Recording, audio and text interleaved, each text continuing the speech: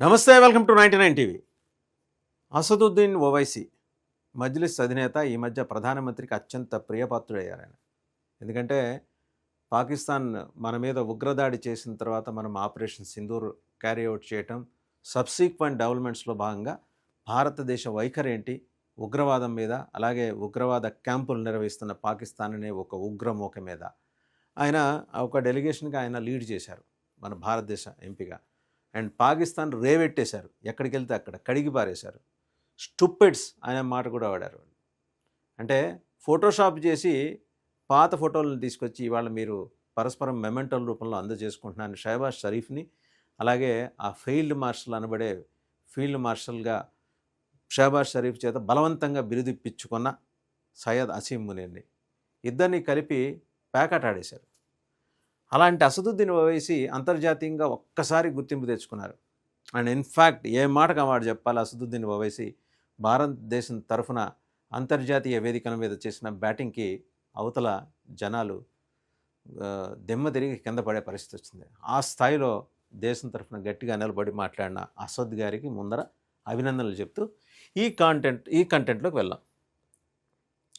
ఆయన ఏమీ తోసనమ్మ తోడికోటలు పుట్టింటికి వెళ్ళిందని సామెత.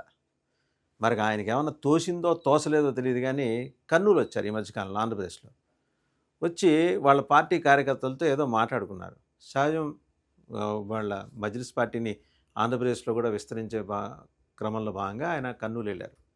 మాట్లాడుతున్న ఆయన ఊరుకోకుండా ఏమన్నాడు, చంద్రబాబు నాయుడు గారు మీరు ఇంకా రిటైర్ అయిపోండి, యువనాయకుడు లోకేష్కి మీ బాధ్యతలు అప్పచెప్పేయండి, అతను సమర్థుడు, ఎన్నాళ్ళు ఇట్టాగా అతన్ని మీరు అట్టే పెడతారు, పక్కన పెడతారు, ఆయన already capabilities, leadership qualities, capabilities అన్నీ పుణికిపుచ్చుకున్నాడు మీ నేతృత్వంలో, మీ ఆధ్వర్యంలో, సో ఆయనకు అప్పచెప్పేయండి అని. ఈయనకి ఎందుకు ఆ మాట అనాల్సి వచ్చింది? దాని వెనకాల ఒక కారణం ఉంది. ఓవైసీ గారు కార్యకారణ సంబంధం అనే ఒక ప్రిన్సిపల్ని చాలా బలంగా నమ్ముతారు. ఏదన్నా ఒక మాట మాట్లాడారంటే దాని వెనకాల ఒక లాజిక్ ఉంటుంది, ఒక రీజన్ ఉంటుంది. అందులో ఓవైసీ పరిణితి చెందిన రాజకీయ నాయకుడు.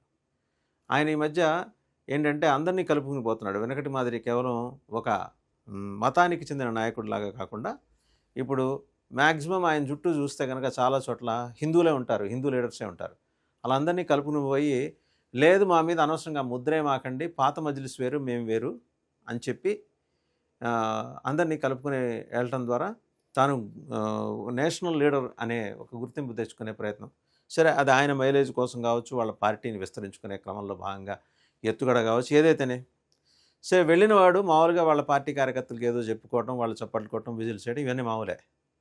ఈ మాట అన్నారు చంద్రబాబు నాయుడు గారు, మీరు పెద్దవారు అయిపోయారు, ఇంకా రిటైర్ అయిపోండి, లోకేష్కి అప్పచెప్పేసేయండి, కార్యకర్త ఈ మొత్తం ప్రభుత్వాన్ని, పార్టీని అప్పచెప్పేయండి అని అంటూ మధ్యలో ఒక చెణుకు విసిరారు. మీరు ఆ పని చేయబోతే రేపొద్దున జూనియర్ ఎన్టీఆర్ వచ్చేస్తాడేమో అని. అనగానే జనంలోంచి చప్పట్లు, ఈలలు, ఓ అరుపులు, కేకలు. ఆశ్చర్యపోయాడు. ఇత్నా ఐక్యా జూనియర్ ఎన్టీఆర్కో అని 2 సార్లు అడిగాడు. ఏంటి జూనియర్ ఎన్టీఆర్ అంటే అంత ఉందా ఏంటి, నిజంగా అంత ప్రొఫెషనల్స్ ఉందా జూనియర్ ఎన్టీఆర్? సో మొత్తానికి ఏంటంటే అది జనాల్ని అందరినీ ఒక్కసారిగా సంభ్రమాశ్చర్యాలకు లోన్ చేసింది.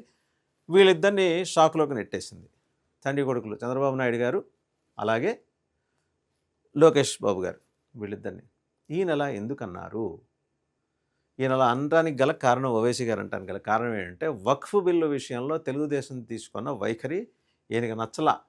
కేంద్ర ప్రభుత్వం ప్రవేశపెట్టిన చట్టాన్ని, బిల్లు సవరణ చట్టాన్ని తెలుగుదేశం సమర్థించడం ఈయనకు నచ్చలా. సరే, మనల్ని కెలికాడు కదా, మనం మాత్రం ఆయన ఎందుకు అలా వదిలేయాలని చెప్పేసి ఒక తేనె తుట్టిట్టా కదిలించాడు అనమాట.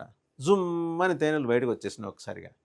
ఆయన మాట్లాడింది వాళ్ళ పార్టీ మీటింగ్లో, ప్రకంపనలు మాత్రం పక్క పార్టీల్లో. ఎంత ఎత్తుగడ, ఎంత వ్యూహం, ఎంత నేర్పరితనం, ఎంత దక్షత, ఎంత నైపుణ్యం ఉంటే ఒక తనకు అనుకూలం కాని ప్రాంతంలో, తనకి ఏమాత్రం అనుకూలం కాని సమయంలో ఆ కామెంట్ ఆయన చేశారంటే దాని వెనకాల ఎంత పెద్ద వ్యూహం ఉందనేది మనకి ఈజీగా అర్థమైపోద్ది. ఇప్పుడు ఆయన అదే చేసింది. ఆ కామెంట్ ఆయన చేయటం ఏంటంటే, అయ్యా మీరు అనవసరంగా మా ముస్లింలు, మా మైనారిటీల మనోభావాలు దెబ్బతీసే విధంగా మీరు కనుక వ్యవహరిస్తే, మీరు మా ఇంటికి వచ్చి మా ఇంటికి కిటికీ తలుపులు మీరు బద్దలు చేస్తే, మేము మీ ఇంటికి వచ్చి మీ ద్వారం తలుపుల్ని మేము పీకలిస్తాం అని చెప్పడం. ప్రశాంతంగా ఉన్న తెలుగుదేశం పార్టీలో లేదా ప్రశాంతంగా ఉందని అందరూ భావిస్తున్న తెలుగుదేశం పార్టీ లోపల ఈ కుటుంబ పరంగా ఇలాంటి చిచ్చు గనక పెడితే మొత్తానికి ఏంటంటే ఆ చిచ్చుబుడ్డి గట్టిగా పేలుతుంది. ఒక్కసారిగా తెలుగుదేశంలో ఒక ఇంబ్యాలెన్స్డ్ అట్మాస్ఫియర్ క్రియేట్ అవుతుంది అని చెప్పేసి, వెదర్ క్రియేట్ అవుతుందని చెప్పేసి ఆయన భావించుంటారు. ఆయన భావించడంలో తప్పులేదు.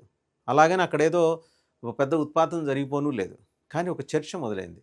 అవును, ఏంటి జూనియర్ ఎన్టీఆర్ వస్తే తప్పేంటి, ఆయన లీడ్ చేస్తే తప్పేంటి, అది నందమూరి వారి పార్టీ, ఎన్టీఆర్ వారసుడిగా అయితే బాలకృష్ణ గారు, హరికృష్ణ గారు ప్రస్తుతం లేరు కాబట్టి వారి కుమారుడు, వీళ్ళే కదా టేకప్ చేయాల్సింది. ఇంకా అంటే పితృస్వామ్య వ్యవస్థ ధోరణి బాగా అదే ధోరణిలో ఉండిపోయిన సమాజం కాబట్టి నందమూరి వాళ్ళే పరిపాలించాలి, ఆ పార్టీ పగ్గాలు చేపట్టాలి, తప్పేంటి అనేది ఈయన ఆలోచన. ఈయన ఆలోచనగా ఆయన జనాలకి చెప్పారు. కావాలని జూనియర్ ఎన్టీఆర్ ప్రస్తావన తెచ్చారు. క్యా ఇత్నా హై క్యా జూనియర్ ఎన్టీఆర్కో అనే మాట అన్నారు.